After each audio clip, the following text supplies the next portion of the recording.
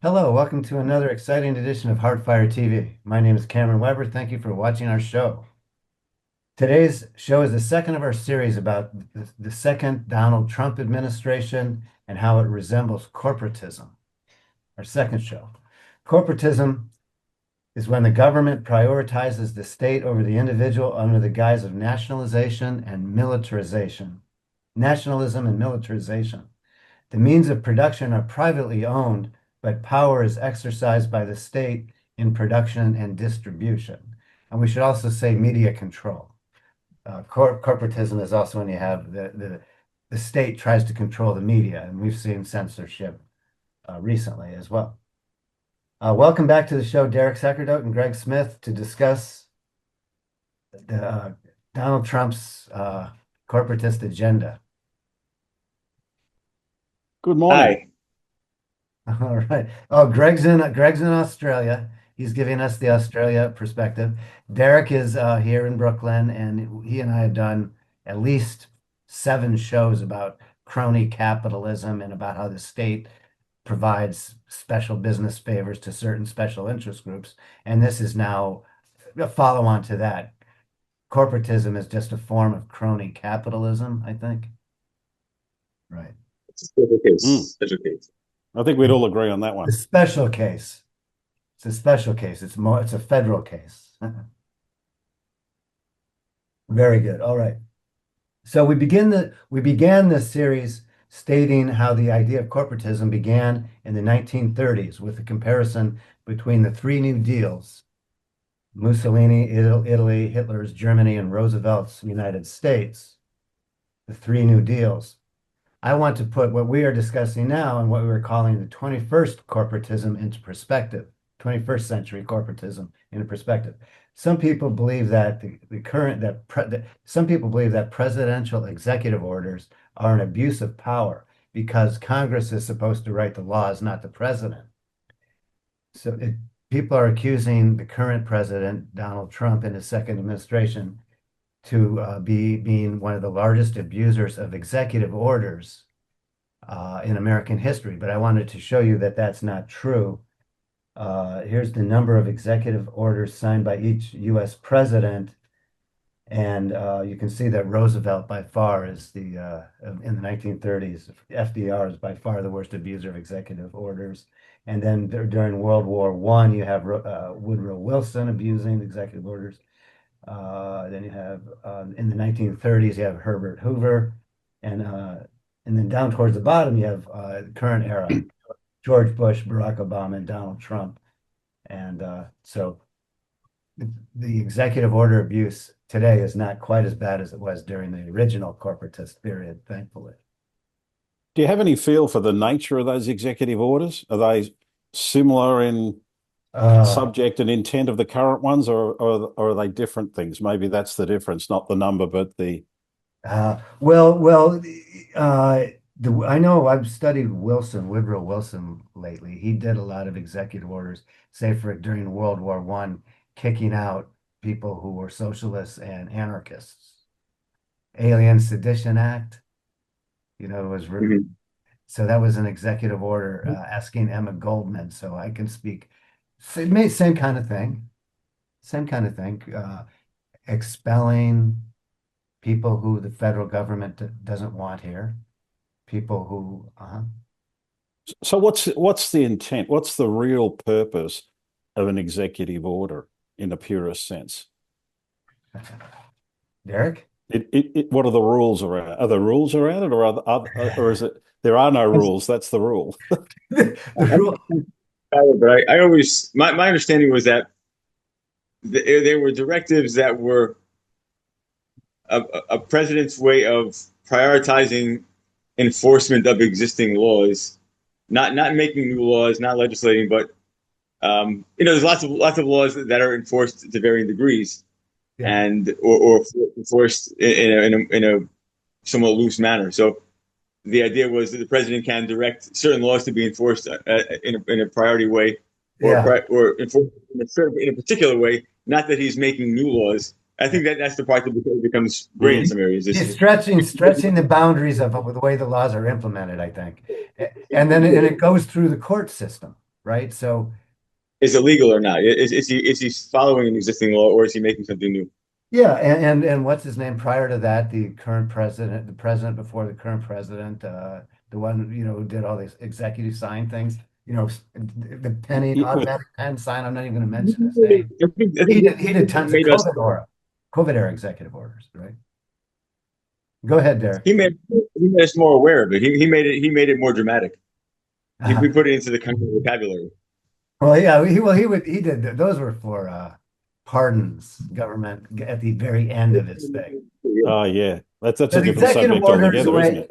the way Derek puts it, is very good. The executive order is not Mm. supposed to be the president pretending to create new laws and implement things under some guise of disaster, but a Hmm. more expedited way of implementing existing laws, which then gets sued at the local level, and then it goes up to the Supreme Court or not, right? Hmm. You see that over and over again. I mean, this thing that's going on right now with taking National Reserve soldiers and in Oregon and Portland, taking Oregon National Reserve and implementing then the state says countersues. So we're gonna use California National Guard to go to Oregon, and then California sues, and then eventually goes up to the Supreme Court, right? These guys will be waving at each other as they go past in buses. It's the most hypocritical thing. It's like sorry to say it, I'm just expounding now, but the Democrats are now acting in an insurrectionist manner, exactly the way the January 7 people did, act in an insurrectionist manner. But it'd be funny if it wasn't so funny. Okay. Well, I mean, yeah, the idea of Donald Trump being so incensed at the attack on government buildings is incredible. Yeah. Yeah, you should They know. walk by, they don't even arrest people. No, it's theater. I don't know. Okay, that's when you're back to the serious nation state level stuff here. Okay. Last show we discussed how state investment into private business might be seen as corporatism. We talked about Intel and MP Materials, and now since then we can add the brokering of the sale of TikTok. The nation state's been involved in in buying Intel stock, MP Material stock, and now brokering and taking the golden share in TikTok. Okay. For example, in the TikTok deal, the insiders are Larry Ellison and Mike Dell, and you can see the Oracle stock price. I'll put up a graph showing how the Oracle stock price spikes while this deal is being announced. And so, of course, Larry Ellison makes a bunch of money as the stock price spikes, right? Okay. Well, that's a weird case, the whole idea that TikTok was going to be banned, and then it was going to Yeah. unless because of the security risk, because China. I mean, that was a very weird situation. And it's exactly what we're talking about as corporatism is. It's also a very popular situation. Donald Trump takes advantage of it, buys it, and makes the government, gives the government a brokerage point. Yeah. Controlling the media. I've never watched, I don't watch TikTok. TikTok, Donald Trump safe twerking. Things like that. Well, the director of this show, she gets Donald Trump speaking in Mandarin. So we listen to Donald Trump speaking Mandarin a couple hours a day. Is that good, is he? Is that good, is he? He's that good, speaking of controlling of the media. Yeah. No, but multilingual and all that, obviously. Well, Greg, you're closer to China than we are, so you have more to worry about if that really is a problem. I'm going to mention that later. Okay. So on this program, instead of the economic aspects, we're going to discuss the militarization aspects of corporatism. The North Atlantic Treaty Organization, NATO, was formed to prevent the expansion of the USSR. Therefore, some people, myself included, believe that NATO should have been disbanded with the fall of the USSR, including Ted Gallen Carpenter's 1994 Beyond NATO book. Instead, NATO continued to expand after the Cold War. Greg and Derek, do you think NATO should have been disbanded with the fall of the USSR? So what's the case for that it should have been disbanded? Well, okay, I'll answer that. Is because Well, the idea was the NATO was to be a counter hegemony in Europe against the Western expansion of the USSR. So you had NATO, the North Atlantic Treaty Organization, backed by the United States to prevent the expansion of NATO into, I mean, the expansion of the USSR into NATO. And then so when the USSR is gone, you no longer need NATO to prevent the expansion of the USSR because the USSR is no longer expanding because it doesn't exist anymore. So NATO should have gone away when USSR should have gone away. So would you suggest that if there was no NATO, the USSR wouldn't have got back onto its expansion agenda that it seems to be on now? Is that? Well, I want to hear from Derek. Did I explain that NATO thing correctly? There's many different, and which follow on to Greg's question, which is exactly the point. Yeah. Yes, I think there was. I mean, the mission of NATO has been rewritten since then, and they've modified it. But I think there's still a fundamental, the way that Greg said USSR instead of Russia was that Freudian slip, or was that the fact that we still Freudian see slip, really? Yeah. We still see. We've lived in the former USSR, Cameron and I. And yeah, so it's Greg. It's literally they're the last people who want to see it happen, aren't they? Yeah, Greg and I went to the Soviet Union right after it fell. So Greg's looking at me, and then he says the Soviet Union instead of Russia. Yes, yeah. So yeah, definitely Russia, Derek. We still think of the mentality and the culture as not as fundamentally expansionist in nature. So I suppose that was part of the thinking that, okay, it's these same people. Maybe the borders have changed, but it's the same people, the same culture, the same political culture. Yeah, Vladimir Putin, overtly laments the fact that the USSR is no longer. So even though in name the USSR is gone, the intent, the threat. The Russian Empire too is awful big too. The Russian Empire. Yeah. Even before they're imperialists, whatever we call them, I guess. Well, as NATO is a counter-imperialist, right? So if you don't have an imperialist Soviet Union anymore, you don't need an anti-imperialist NATO. But Greg, I think your main point that you asked was, okay, Soviet Union goes away, NATO continues, NATO expands. Yeah, I think where I'm going there is if NATO, do you think antagonizing Russia, exactly? Yeah, Yeah, do you think we would be in a different position with Russia now if NATO had disbanded at that point and said, "Look, that's great, we're all friends now. There's no need for this in the future"? I think you've asked and answered your own question. I think the answer is yes. There would be a lot different situation. Oh, more than that, the United, at least speaking as a person from the United States, we wouldn't have had to backed up this goes back to Donald Trump's trying to increase the expenditures of NATO members and Canada and Australia to 5%. It's from 2% of GDP to 5% of GDP. We've already, we've subsidized these European nations. Why? For their defense for all this time, creating militarization. I mean, it's great. It creates the militarization of the American economy. Instead of becoming an entrepreneur to get your way out of a boring small town, join the military. And obviously it's a huge industry. Well, not only just in the US, but in the European countries as well. Yeah.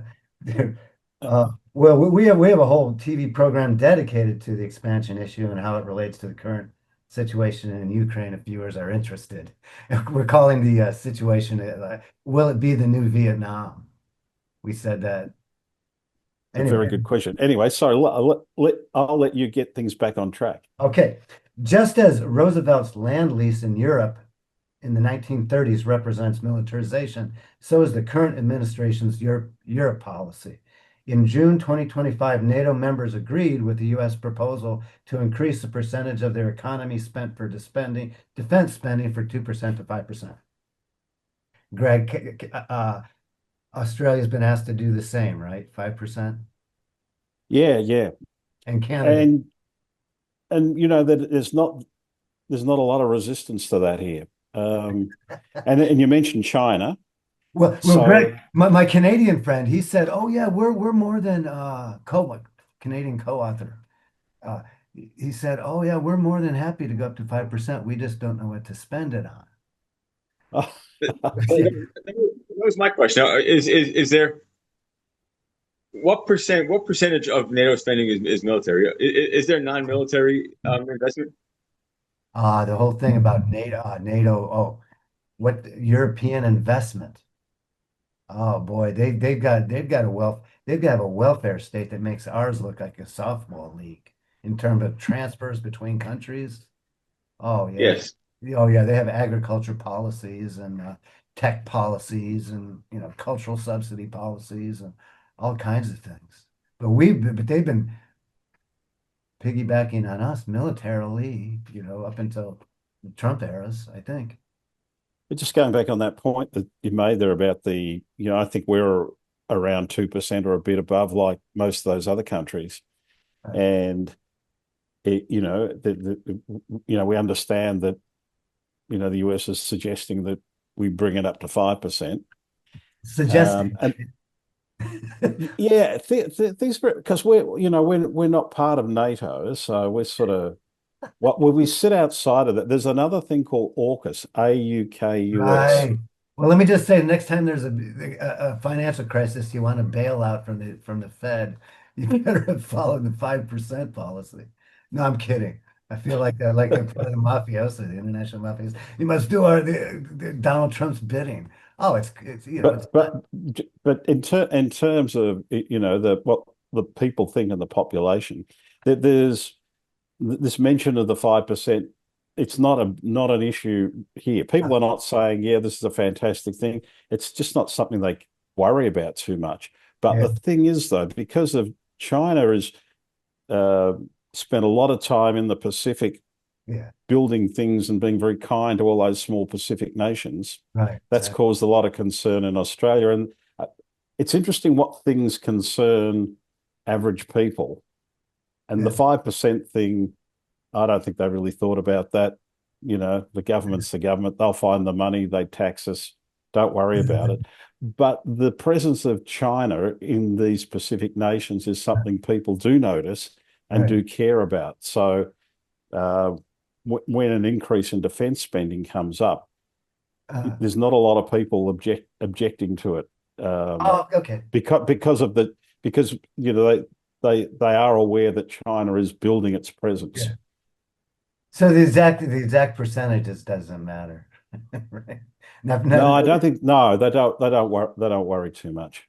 The encroachment of China on your um, encroachment of China that you feel that the 5% would be a benefit or a necessity for you to have anyway, regardless of any external pressure from Donald I Trump. think most people in principle would agree that we probably need to spend more because there is a perceived there's a visible perceived threat. There was a China they've been sending their ships into very close to Australian waters down the coast past Sydney just in the last month, um, Look, let which me is just sort say of about that. Let me just say about that. China is good. I'm just being a counter hardfire. China is supposed to be in an economic down decline, right? They're supposed to be having a big land value drop, economic decline, China, and also currently the guy who's Xi Jinping, he's supposed to be on his way out. Have you heard? Yeah. Well, no, I haven't heard him on the way out, but with the So, economic stuff. give it a So we year have to and see be how it shakes out before you get too we have to bad. be careful. They're our biggest trading partner, Oh, well, yeah, right. so we can't afford to offend them too much. They Anyway, probably sorry. won't be Back to watching back this to show. five If percent. Back to maybe this five show will be percent. translated into Mandarin. Yeah. Oh, it probably will be.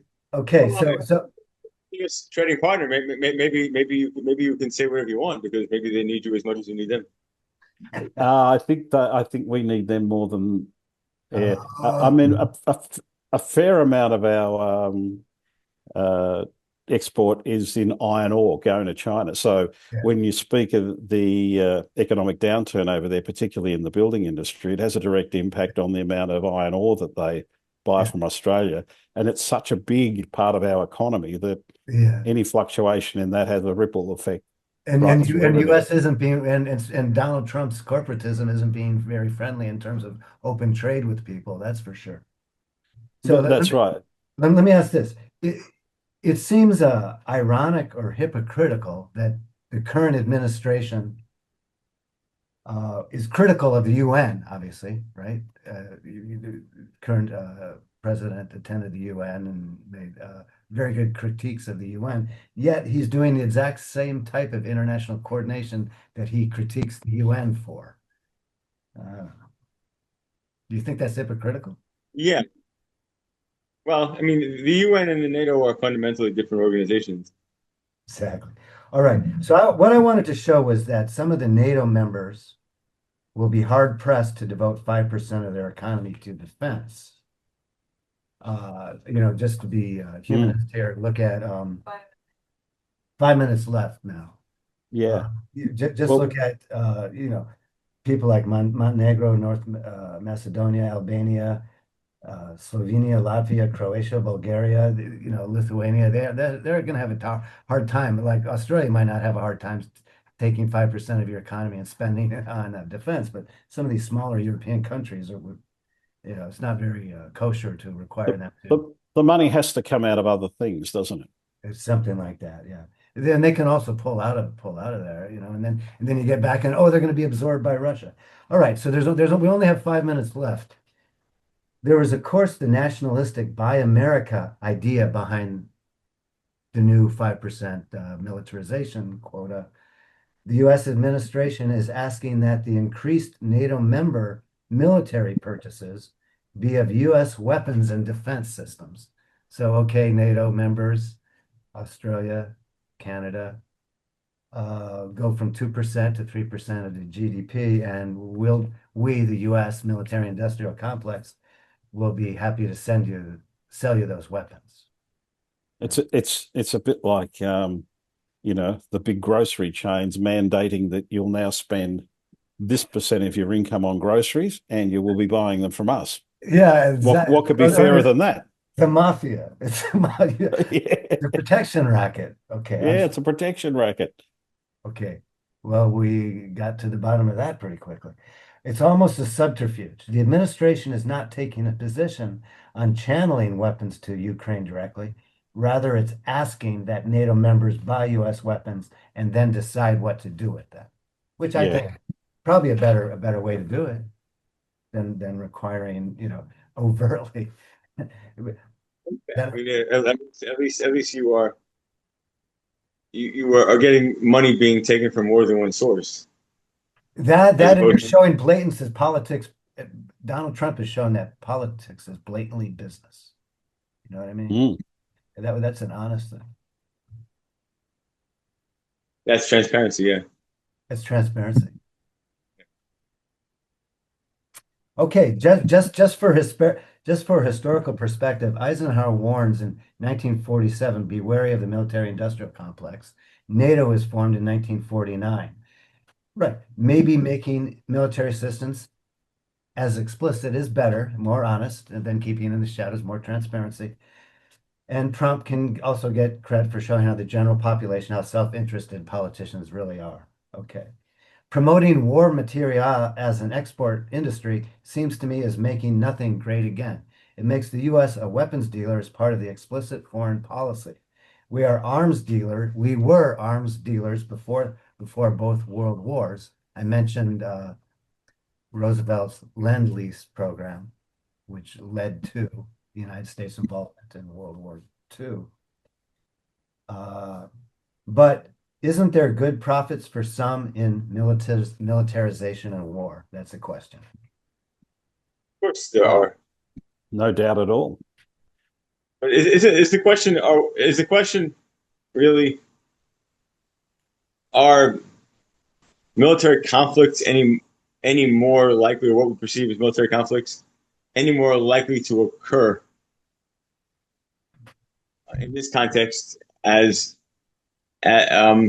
versus if we were not supplying 80% of the world with weapons? I mean, Are we entering more conflict because of this? Is the political climate to enter conflicts? That's the essential question, is it not? Are we causing Right, conflicts? 1 minute left, so I guess Yeah, we have no, 1 minute I left. agree. I think So I think it's let's answer that question in the last minute. That's the question. I mean, domestically, for example, like with the rounding up of migrants and ICE detention facilities and private prisons, it seems it's more simple because it's all domestic.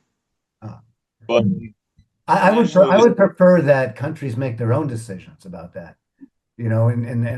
And some people are saying that it's going to be a multipolar world. You'll have Iran, you'll have China, you'll have Russia, you'll have the US. So, we don't need to get into this, us versus them. And maybe more different pieces of the pie would mean less higher conflict. And you go back to, yeah, give everyone a gun and then no one's going to shoot each other.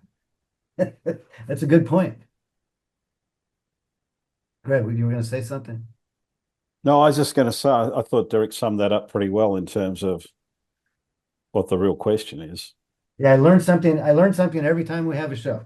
All right, we have just 1 minute left. This completes our two-part program on corporatism, about corporatism under the current administration. Thank you, Derek and Greg, for coming on the program again to discuss current events from a classical liberal perspective. Thank you. Thank you. Our show appears on Free Speech Network through the BRIC Arts Media House 6 times per month. We have more than 75 programs about classical liberal ideas on our YouTube channel. Just search for Hardfire TV and Brooklyn Free Speech. See you next time.